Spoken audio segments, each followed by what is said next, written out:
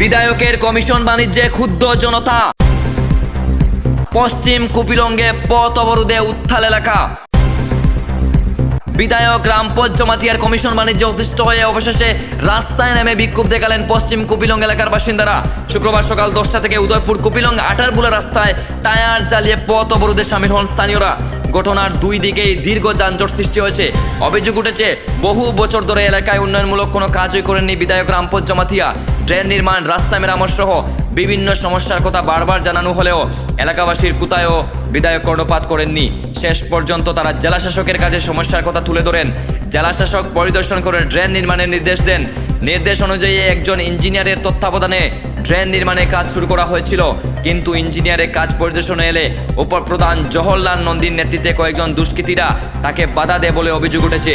ঠিক সেই ঘটনার পরই ক্ষোভে ফেটে পড়েন স্থানীয়রা। তাদের দাবি, কাজটি উদ্দেশ্য প্রণোদিতভাবে নিগু বাণিজ্যকে দেওয়া হয়েছে, যা তারা বরদাস্ত করবেন না।